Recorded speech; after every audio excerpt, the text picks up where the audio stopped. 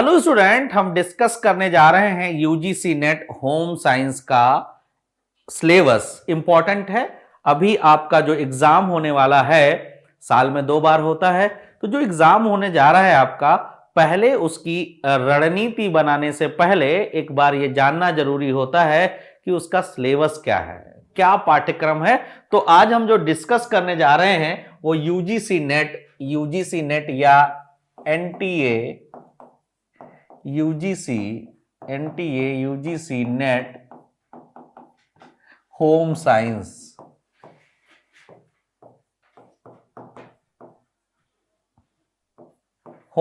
यानी ग्रह विज्ञान।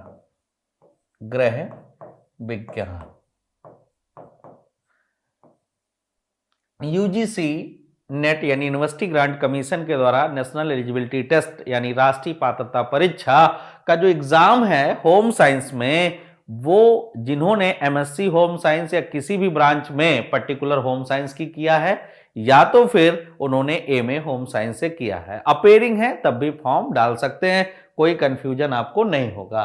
तो इंपॉर्टेंट है होम साइंस गृह विज्ञान यूजीसी नेट का क्या सिलेबस है, इस पर हम चर्चा करने जा रहे हैं। आपको पता है सब्जेक्ट 2 पेपर होते हैं, जिसमें पहला पेपर जो होता है वो जर्नल पेपर या कंपलसरी पेपर होता है जो सबको देना होता है। उसके बाद सब्जेक्ट का होता है। जो सेकंड पेपर होता है वो सब्जेक्ट आता है और सब्जेक्ट होम साइंस है।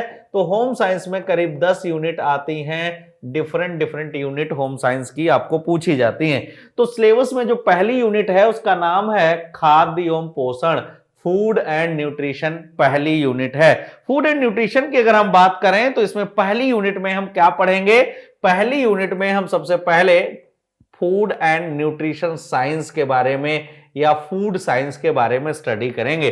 फूड साइंस एंड न्यूट्रिशन के बारे में सबसे पहले स्टडी करेंगे। तो जब फूड साइंस की बात आती है, फूड की बात होती है, तो कई सारे कंपोनेंट्स हमको फूड में इनटेक करने पड़ते हैं, लेने पड़ते हैं, ताकि हमें सही तरीके से न्यूट्रिशन या पोषण प्राप्त हो या मिले।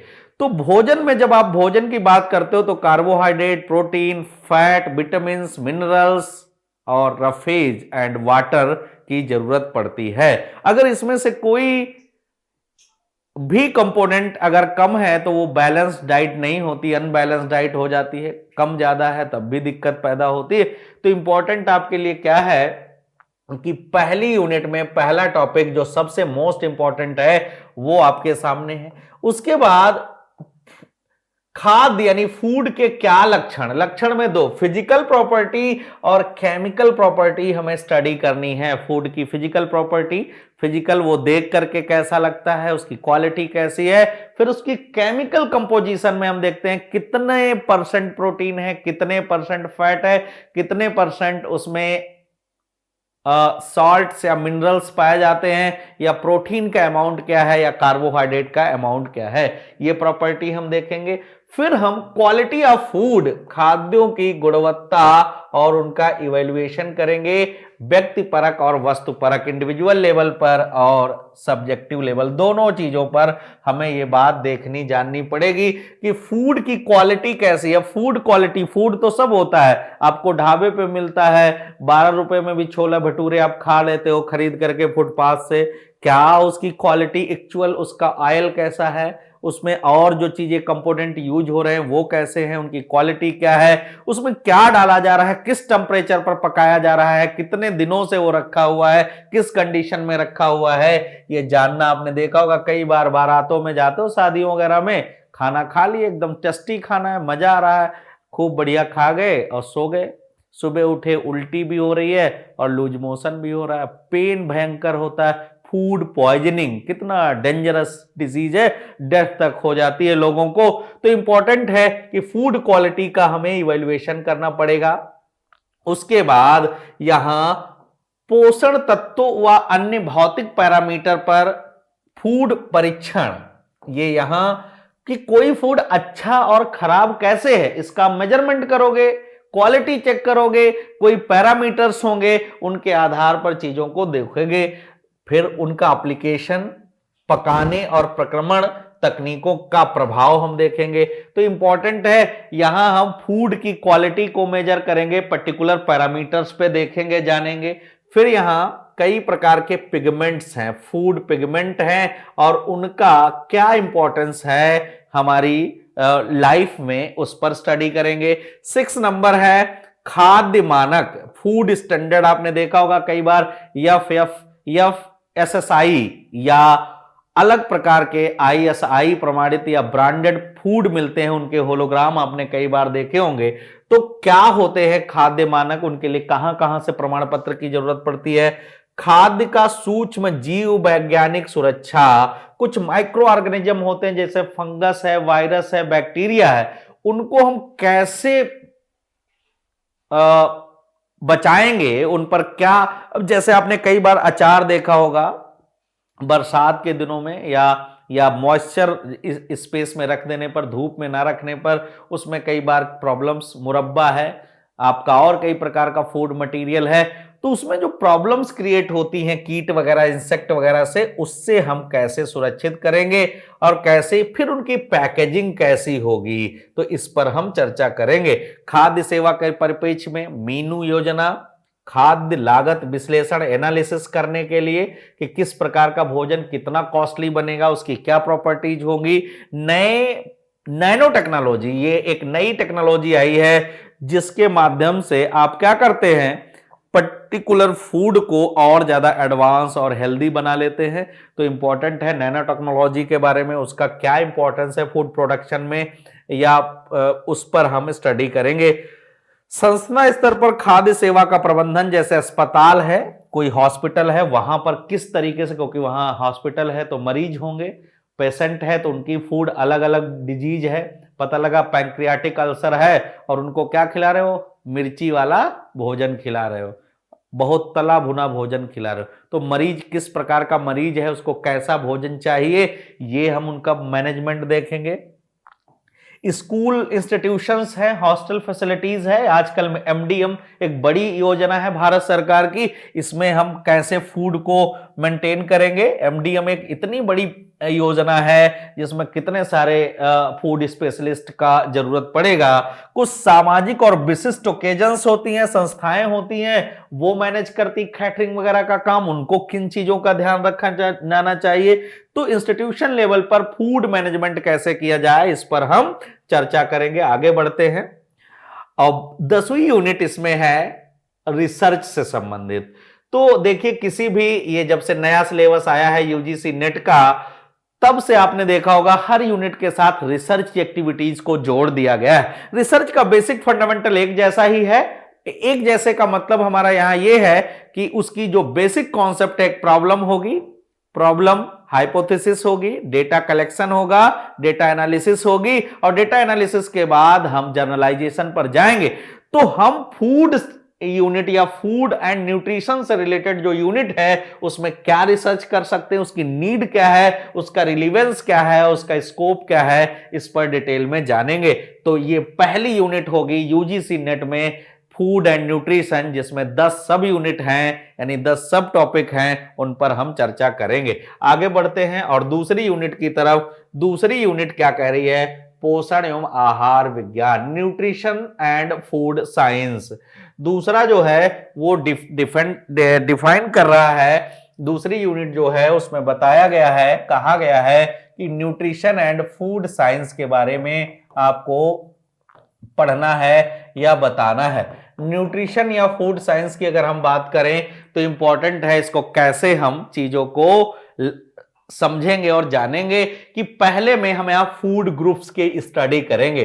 फूड ग्रुप्स की स्टडी करते हुए हम बैलेंस डाइट के बारे में बताएंगे, फूड पिरामिड के बारे में बताएंगे, और माइक्रो और मैक्रो, इंटरेस्टिंग है, माइक्रो और मैक्रो, कौन से हमें बृहद चाहिए, कार्बोहाइड्रेट हमें बृहद चाहिए, हमको प्रोटीन बृहद मात्रा में चाहिए, हमको फैट भी बृहद मात्रा में चाहिए। ये माइक्रो न्यूट्रिशनल एलिमेंट है। और सूक्ष्म में, मैक्रो में जाएं तो विटामिन हमको चाहिए, मिनरल्स चाहिए, इनकी मात्रा हमें कम मात्रा में चाहिए लेकिन नेसेसरी है, वरना बॉडी क्या है, बीमार पड़ जाएगी, वीक हो जाएगी और हेल्थ जो है अनइजी हो जाएगी। तो इंपॉर्टेंट है यहां हम बैलेंस डाइट और food groups and food pyramid के साथ साथ माइक्रो और मैक्रो न्यूट्रिशनल एलिमेंट्स के बारे में स्टडी करेंगे।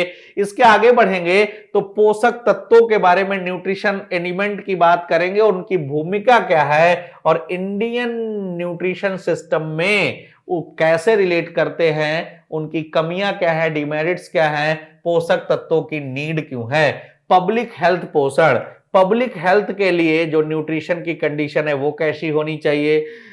जीवन अवस्था में पोषण जैसे शारीरिक परिवर्तन, अब जैसे कोई बाल्यावस्था से किशोरावस्था में एंट्री कर रहा है तो यहां किस प्रकार का न्यूट्रिशन चाहिए। अब तुमसे सवाल बनेगा कि कोई बाल्यावस्था में है, चाइल्डहुड स्टेज में है, उसको जो फूड दिया जाएगा, न्यूट्रिशन दिया जाएगा, जो डाइट दी जाएगी उसमें किस चीज की रिचनेस होनी चाहिए, तो आप कहेंगे हाईली जो है प्रोटीन होनी चाहिए उस फूड में। क्यों होनी चाहिए? क्योंकि बॉडी बिल्डिंग होगी, तेजी से रैपिड फिजिकल डेवलपमेंट हो रहा होगा, इसलिए उसको न्यूट्रिशन की जरूरत पड़ेगी।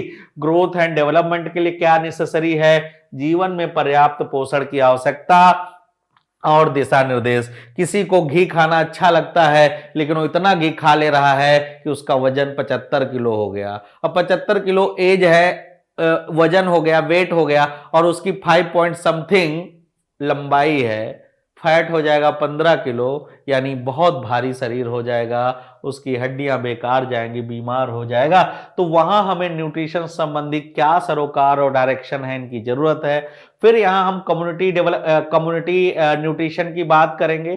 खिलाड़ियों के लिए न्यूट्रिशन, एक एथलीट के लिए कितने प्रतिशत भोजन में कितने प्रतिशत कार्बोहाइड्रेट होना चाहिए, तो खिलाड़ियों के लिए भोजन की क्या है, आपातकालीन या आपदा के दौरान न्यूट्रिशन की क्या जरूरत। अब सपोज दैट पेंडेमिक कंडीशन हो गई है, भूकंप आ गया है या कोई डिजास्टर हो गया है, नेचुरल डिजास्टर हो गया है, उस समय हम न्यूट्रिशन के लिए क्या क्या चीजें, फूड के लिए, पोषण के लिए कि कोई बीमार ना हो और उसको बहुत ज्यादा उतनी फैसिलिटी उपलब्ध नहीं होंगी क्योंकि डिजास्टर हो गया है, तो किस प्रकार से हम न्यूट्रिशन की नीड को कंप्लीट करें, इसके बारे में पढ़ना है।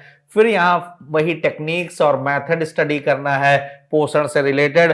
पोषण पर हस्तक्षेप, कई प्रकार की नीतियां बनाई गई, आपने देखा होगा फूड इंस्पेक्टर चेक करता है दूध को, क्योंकि मिलावटी दूध आ रहा है, मिलावटी खोया आ रहा है, मिलावटी चीजें आ रही, तो यहां पर आपको स्टडी करनी होगी कि जो नेशनल लेवल पर फूड एंड क्या नाम न्यूट्रिशन सिक्योरिटी के बारे में स्टडी करनी है। अब पता लगा कोई कंपनी फेमस है, सपोज दैट पर्टिकुलर कोई कंपनी है, वो tasty MSG monosodium glutamate, MSG ये क्या होता है? मोनोसोडियम ग्लूटामेट क्या है? एक प्रोटीन है, इसका अमाउंट बहुत ज्यादा बढ़ा देगा, टेस्टी हो जाएगा, बच्चे एकदम खाने लग जाएंगे, लती हो जाएगा उस पर्टिकुलर रेस्टोरेंट या फूड को खाने के लिए। तो ऐसी चीजों के लिए क्या क्या सिक्योरिटी बनाई गई हैं, यहां डायग्नोस्टिक और रिमेडियल फूड फैक्टर्स स्टडी करने हैं और मैनेजमेंट ऑफ फूड देखना है। फिर इसमें यही डिजाइन के बारे में और सिद्धांतों के बारे में बताया गया, रिसर्च डिजाइन के बारे में स्टडी करना। यूनिट नंबर 3 जो है वो टेक्सटाइल से संबंधित है। आप जानते हैं कपड़ा उद्योग या वस्त्र उद्योग की बात की जाती। यूनिट 3 जो है वो टेक्सटाइल से संबंधित, आप सब जानते हैं टेक्सटाइल को अगर हम कहें तो फाइबर से लगा करके और फैब्रिक बनने तक की संपूर्ण प्रक्रिया क्या है? टेक्सटाइल इंडस्ट्री है। आज मॉडर्न एरा में अगर हम बात करें, जब इंडस्ट्रियलाइजेशन टॉप लेवल पर हो और ग्लोबलाइजेशन बहुत तेजी से स्प्रेड हो रहा हो, उस दुनिया में टेक्सटाइल में इतना रिसर्च, इतनी नीड और इतना ज्यादा स्किल्ड लोगों की जरूरत पड़ेगी, तो यहां से जो क्वालिफाइड लोग होंगे उनके लिए स्पेशलाइज्ड तरीके से अवसर प्राप्त होंगे। टेक्सटाइल में बेसिकली हम टेक्सटाइल की टर्मिनोलॉजी के बारे में स्टडी करेंगे। डिफरेंट टाइप ऑफ टर्मिनोलॉजी हम यहां स्टडी करेंगे।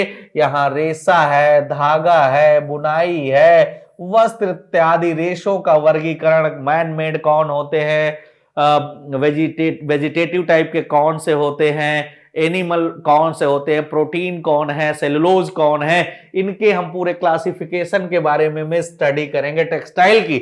इसके बाद हम स्टडी करेंगे प्रमुख प्राकृतिक और मानव निर्मित रेशों निर्माण की प्रक्रिया, man made and natural fibre के बारे में स्टडी करेंगे। टाइप ऑफ क्लॉथ के बारे में हम यहाँ नीटिंग क्लॉथ कौन से होते हैं, बुने वस्त्र, नॉन वुलन वस्त्र, इनकी विशेषताएं, कैरेक्टरिस्टिक्स को स्टडी करेंगे। वस्त्र की परिसज्जाएं, वर्गीकरण, उद्देश्य, रंगाई, छपाई, टाई डाई, वटिक, रोलर छपाई, स्क्रीन छपाई, डिस्चार्ज छपाई, डिफरेंट टाइप ऑफ छपाई के बारे में स्टडी करेंगे। 6 नंबर पर वस्त्रों की कढ़ाई के बारे में जानेंगे और यहां वस्त्रों की रंगाई और पहचान कैसे करते हैं। सिलेक्शन ऑफ क्लॉथ के बारे में भी हम यहां स्टडी करेंगे, इंपॉर्टेंट है आपके लिए। आगे बढ़ते हैं और इसी टेक्सटाइल में 7 नंबर पर आता है क्लॉथ की टेस्टिंग कैसे करेंगे, परीक्षण कैसे करेंगे, रेशे को कैसे जानेंगे कि रेशा अच्छा है या खराब है। तो आप जैसे कॉटन आपके पास है, डिफरेंट टाइप ऑफ कॉटन या वुलन है, मार्केट में आप जाते हो, कैसे पहचानोगे कि कौन सा वाला कॉटन आपको रजाई में यूज करना है।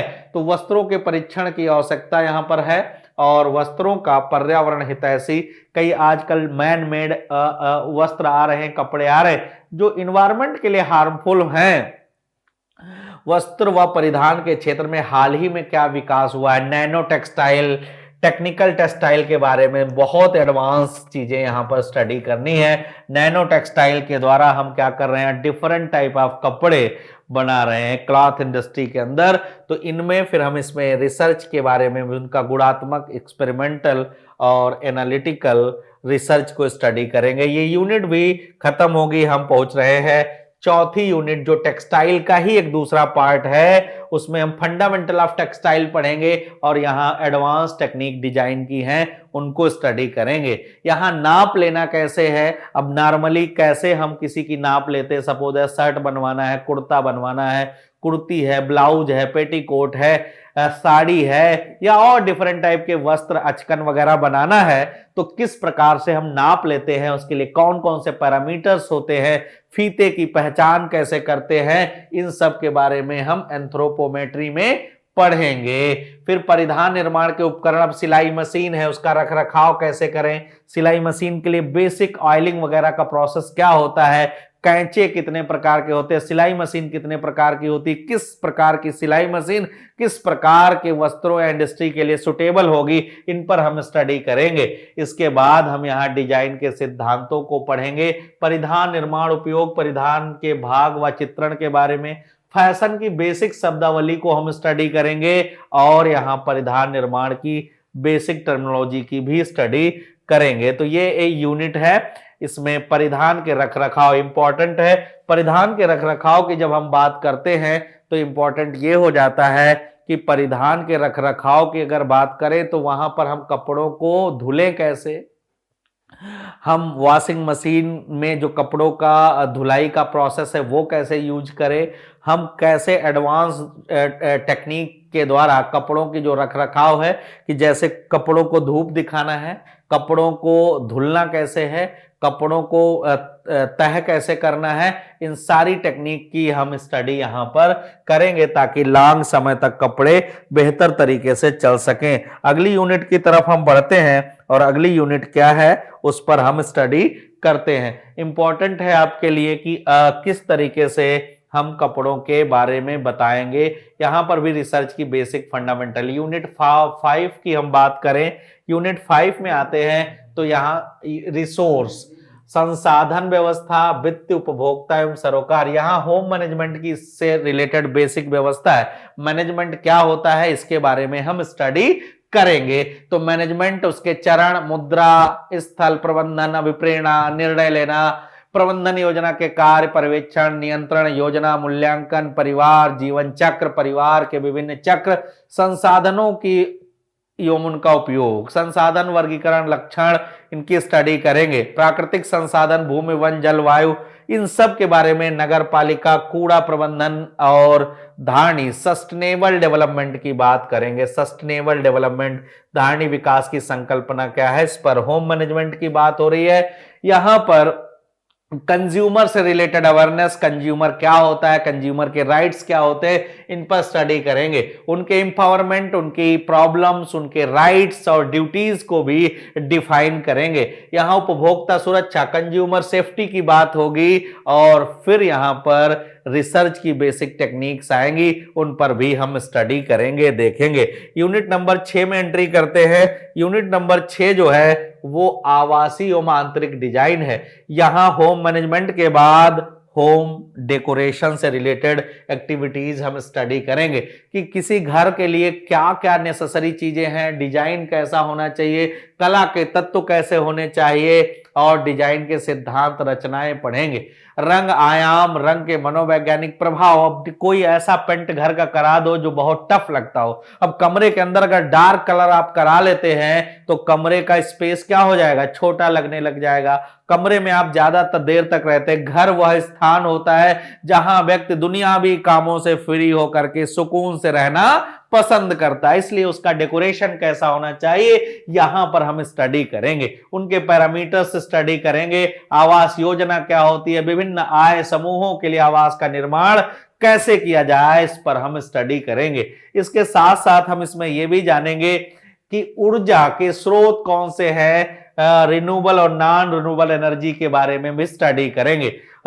ऊर्जा के मैनेजमेंट की प्रक्रिया, सोलर एनर्जी का यूज, और इन सब की स्टडी भी हम होम मैनेजमेंट में करेंगे।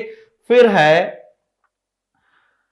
कि आगे जो 9 नंबर पर है वो घर का फर्नीचर कैसा होना चाहिए, फर्नीचर का यूज किस प्रकार से करें और रखरखाव कैसे करें, उन पर कौन सी शैली, स्टाइल का यूज करें, उसमें उसका हिस्टोरिकल परिप्रेक्ष्य क्या होगा। आप थोड़ा हिस्टोरिकल लेवल पर पढ़ोगे तो भारत, दुनिया की सभ्यता के विकास की अगर हम बात करें तो इंडस वैली सिविलाइजेशन जो है एक पहला नगरीय या एडवांस डेवलपमेंट या सिविलाइजेशन है जहां पर कई एडवांस डेकोरेटेड चीजें लोगों के घरों में मिली। तो अगर हम उसके हिस्टोरिकल एविडेंस को स्टडी करें और वर्तमान में देखें कि किस तरीके से हम खिड़कियों की साज सज्जा कर सकते हैं, दरवाजों की साज सज्जा, फर्श और छत को कैसे हम डेकोरेट कर सकते हैं, फिर इसमें हम स्टडी करेंगे रिसर्च। तो इसमें डेटा एनालिसिस है। डेटा एनालिसिस के लिए इक्विपमेंट कौन से होने चाहिए, क्वेश्चनायर मेथड है, प्रश्नावली मेथड, जिस ऑब्जर्वेशन मेथड है, और वैधता और विश्वसनीयता, रिलायबिलिटी एंड ऑब्जेक्टिविटी। और इसके बाद यूनिट नंबर 7 पर जाएंगे। यूनिट नंबर 7 बड़ा इंटरेस्टिंग यूनिट है जिसमें लिखा गया है बाल विकास, बाल या मानव विकास, ह्यूमन डेवलपमेंट। सबसे ज्यादा क्वेश्चन अगर कुछ पूछे जा रहे हैं वर्तमान में तो human development and food and nutrition से यूजीसी नेट पेपर फ्रेम कर रहा है। वैसे तो हर जगह से क्वेश्चन पूछ रहा है, लेकिन पिछले कुछ सालों से जब से एनटीए पेपर कंडक्ट करा रहा है, आपने ध्यान से देखा होगा कई बार कि मैक्सिमम क्वेश्चन ह्यूमन डेवलपमेंट और फूड न्यूट्रिशन टेक्सटाइल से बन रहे हैं। इंपॉर्टेंट है। ह्यूमन डेवलपमेंट में ग्रोथ एंड डेवलपमेंट के बेसिक कॉन्सेप्ट को डिफाइन करेंगे। गैस्ट्रेशन के टाइम जो प्रेग्नेंट वुमेन है उसकी देखरेख, उसका न्यूट्रिशन किस प्रकार का होना चाहिए, जन्म पूर्व और जन्म के बाद किस प्रकार की प्लानिंग होनी चाहिए, रखरखाव की पूरी व्यवस्था। ह्यूमन डेवलपमेंट में व्यवहार संबंधी जितने सिद्धांत, अब कितने सारे व्यवहार संबंधी, थांडाइक का प्रिंसिपल, कोहल वर्ग हो या एरिक्सन की बात हो, साइकोएनालिटिकल प्रिंसिपल हो, कॉग्निटिव साइकोलॉजी हो, जीन पियाजे हो, इन सब के बारे में फिर से हमें स्टडी करना पड़ेगा। यानी सारे के सारे बिहेवियरिस्ट के बारे में स्टडी, मैस्लो, बंडूरा के बारे में भी पढ़ना आपको पड़ेगा, इंपॉर्टेंट है। इसके बाद अगर हम आगे बढ़ जाएं तो यहां नंबर 3 पर आते हैं बचपन के प्रारंभिक काल। बचपन वह इस अवस्था होती है, बचपन वह अवस्था होती है जहां बालक का संपूर्ण विकास की गाथा लिखी जाती है। इंपॉर्टेंट है, एक ऐसी फेज है जिसमें होलिस्टिक डेवलपमेंट के अप्रोच को ध्यान रखा जाता है। तो इस काल में देखभाल क्या हो, शिक्षा और समग्र विकास, होलिस्टिक डेवलपमेंट कैसे किया जाए, प्रोत्साहित करने वाली क्रियाएं कैसी हो, व्यक्तित्व विकास एवं परिवार, समवयस्क यानी टीनेज में जो स्कूल कम्युनिटी है उसका क्या कल्चर वगैरह का चाइल्ड पर प्रभाव पड़ता। बच्चे व्यक्ति, उनकी आवश्यकताएं, देखरेख और महत्व, विशेष शिक्षा, योग्यताएं, रोकथाम, पुनर्वास की व्यवस्था, जोखिम में बाल विकास, श्रम, बेघर बच्चे, जो मार्जिनलाइज्ड लोग हैं, यानी ऐसे कुछ बच्चे जिनके माता पिता हैं ही नहीं, या सिंगल पेरेंटिंग है, या मार्जिनलाइज्ड हैं, हाशिए पर चले गए हैं, टेरेबल लाइफ जी रहे हैं, या किसी समस्या से ग्रसित है, उनके रिहेबिलिटेशन के लिए किस प्रकार से व्यवस्था की जाए। शोषित बच्चे जिनके साथ कोई अब्यूज हुआ है, या वो सोसाइटी के मेन फ्लो से बाहर हैं, अनाथ हैं, देह व्यापार पॉर्न इंडस्ट्री में चले गए हैं, इनके लिए पुनर्वास की व्यवस्था कैसी की जाए, इसमें स्टडी करेंगे। फिर हम यहां एडोलसेंस की बात करेंगे, वयस्कता के लक्षणों की बात करेंगे, प्रारंभिक और मध्यकाल में भूमिका और दायित्व रिस्पॉन्सिबिलिटीज की स्टडी करेंगे। इंपॉर्टेंट है, आपने पढ़ा होगा कई बार, स्टैनले हॉल नाम के एक साइकोलॉजिस्ट है जो एडोलसेंस को डिफाइन करते और कहते तूफान, तनाव और मुश्किल वाली अवस्था है किशोरावस्था। यहां पर तीन चीजें बहुत होती, सेल्फ रिस्पेक्ट और ईगो बहुत होता है, सेल्फ रिस्पेक्ट बहुत होता है, अपोजिट सेक्स अट्रैक्शन भी बहुत ज्यादा होता है। किशोरावस्था एक ऐसी स्थिति, मैं आपको थोड़ा बता दूं, बड़ा इंटरेस्टिंग है, हम आपको पढ़ाएंगे होम साइंस के इस वाले टॉपिक में। किशोरावस्था कहते हैं कि इस अवस्था में अगर गाइडेंस एंड काउंसलिंग और डायरेक्शन सही मिली तो इंसान कलाम बन जाता है, और वरना फिर वो विवेक ओबराय बन जाता है। किशोरावस्था इतनी इंपॉर्टेंट स्टेज, स्टैनले हॉल कहते हैं कि इस अवस्था में बच्चे को सबसे सेंसिटिव एज बताई गई है। कहा गया कि बहुत प्रॉपर डायरेक्शन की जरूरत है, क्योंकि वो अपने आप को स्वतंत्र तरीके से जीने के लिए निकाल रहे होते हैं, और गार्जियंस जो है उसको बच्चा समझ करके बड़े प्रेशर क्रिएट करते हैं, दबाव डालते हैं। तो निकलता तो बच्चा घर से स्कूल के लिए, एज बड़ी इंटरेस्टिंग है किशोरावस्था, निकलता बच्चा घर से स्कूल के लिए है, लड़का हो या लड़की, लेकिन बैठे कहां मिले, झील के किनारे कंकड़ फेंक रहे हैं, पूरा टाइम वहीं पास हो जाता है। तो ये अवस्था एक बड़ी इंटरेस्टिंग अवस्था है, हम आपको डिस्कस करेंगे इस टॉपिक में। आप भी पढ़िए, क्योंकि हर व्यक्ति जीवन में एक बार किशोर जरूर होता है, जवान जरूर होता है। तो आप किशोर और जवान हो रहे हैं तो इन चीज़ों को जानें, और अगर आप सोसाइटी में रह रहे हैं तो आपके लिए इंपॉर्टेंट है कि आप इनके कैरेक्टरिस्टिक्स को समझें, क्योंकि क्वेश्चन आपका फ्रेम होगा तो बेहतर तरीके से कर पाएंगे। हम आगे बढ़ेंगे और यूनिट नंबर 8 पर चलेंगे, जिसमें फैमिली स्टडीज के बारे में बताया गया है। फैमिली स्टडीज की बात करें तो यह विवाह, शादी आपने देखी होगी सोसाइटी में, शादी कि लड़का और लड़की के घर वाले खूब सारा डिस्कशन करके मैरिज कराते हैं, उसको आप अरेंज मैरिज कहते हैं। लड़का और लड़की खुद पसंद करके शादी कर ले तो लव मैरिज हो जाती। लेकिन यहाँ इन वाली मैरिज की हम बात नहीं कर रहे हैं, हम डिफरेंट टाइप ऑफ मैरिज यहाँ डिस्कस करेंगे, उनके क्या एस्पेक्ट हैं लीगल लेवल पर और क्या उनके डिफिनीशंस होते हैं, फैमिली रिलेशन और गतिशीलता मोबिलिटी को स्टडी करेंगे।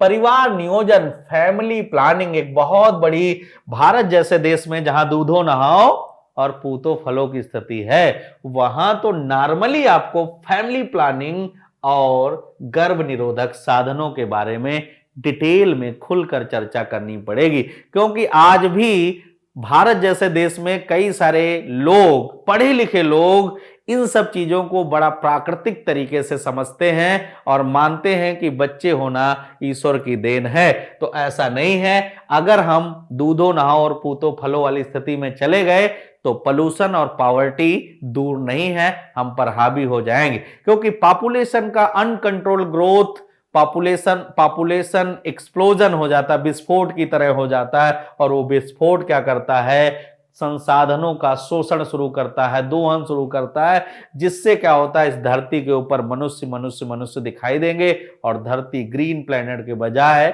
स्टेराइल हो जाएगी, बंजर हो जाएगी, खराब जाएगी। तो यहां हम फैमिली प्लानिंग और इनको स्टडी करेंगे।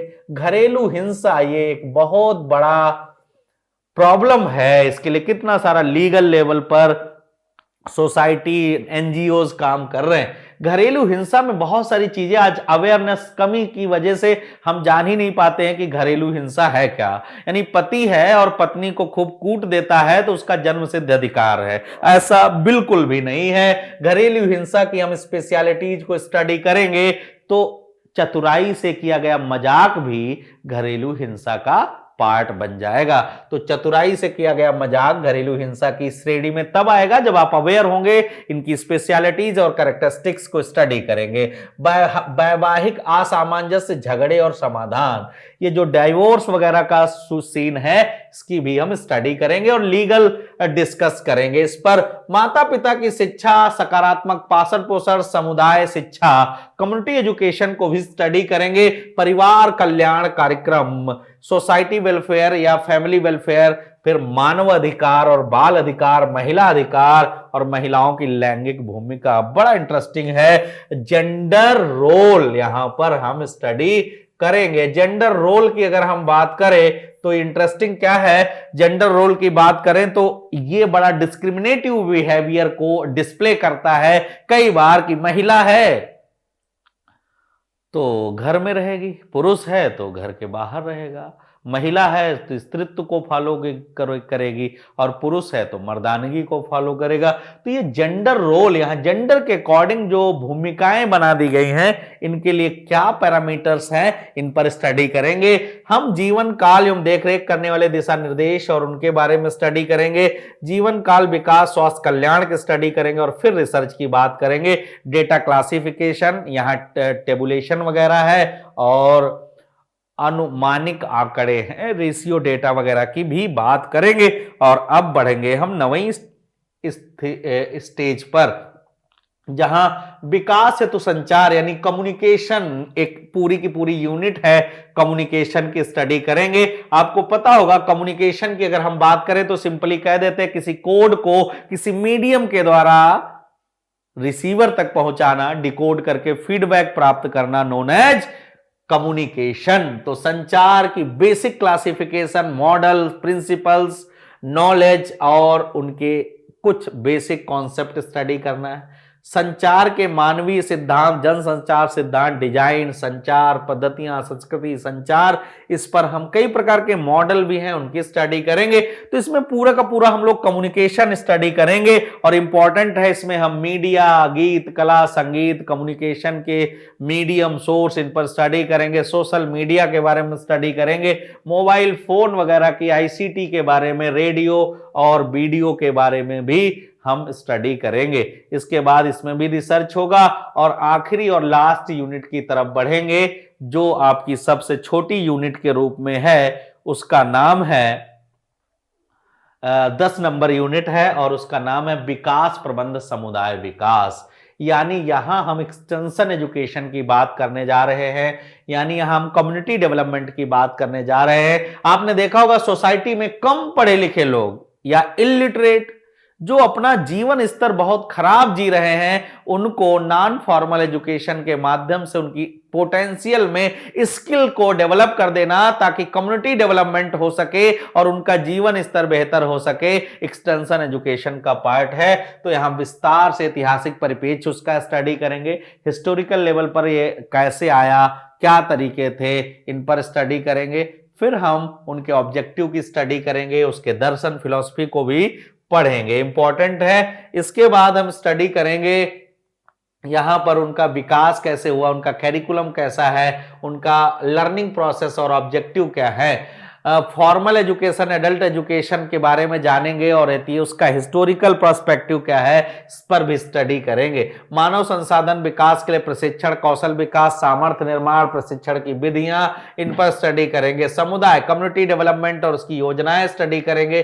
पंचायती राज संस्थाएं, गैर सरकारी संस्थाएं, एनजीओज के बारे में भी हम स्टडी करेंगे। इसके बाद भारत में नगरीय, ग्रामीण और जनजातीय समूहों के विकास के लिए कार्यक्रम, पोषण, स्वास्थ्य, शिक्षा, मजदूरी, स्वरोजगार, महिला, कौशल विकास, स्वच्छता, बुनियादी संरचना यानी ढांचा जो है उस पर हम डिटेल में डिस्कस करेंगे और साथ में डेटा की प्रस्तुति के लिए यहां वैज्ञानिक रिपोर्ट लेखन यानी रिसर्च पेपर की स्टडी करेंगे। तो अगर हम सिंपली कम शब्दों में कहें, ये तो बहुत हाई फाई सिलेबस था, कम शब्दों में बच्चों अगर हम आपको बताएं तो हम कुछ ऐसे बता सकते हैं। क्या बता सकते हैं? होम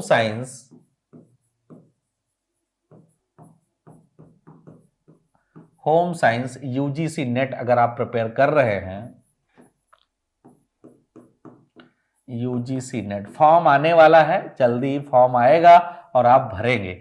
एक दिसंबर में पेपर होता है और एक जून में पेपर होता है। तो जून और दिसंबर पेपर जो है सीबीटी बेस्ड होता है, कंप्यूटर बेस्ड टेस्ट होता है, ऑनलाइन पेपर होता है। पेपर एनटीए कंडक्ट कराता है, national testing agency paper conduct कराती है। तो होम साइंस में आपको क्या क्या पूछा जाता है? होम साइंस में बेसिकली फूड एंड न्यूट्रिशन पूछा जाता है, फूड एंड न्यूट्रिशन साइंस पूछी जाती है, ह्यूमन डेवलपमेंट पूछा जाता है, ह्यूमन डेवलपमेंट पूछा जाता है। इसके बाद आपका टेक्सटाइल पूछा जाता है, टेक्सटाइल के बाद आपका एक्सटेंशन एजुकेशन पूछा जाता है, extension education, home management, home management ये पूछा जाता है। और आपको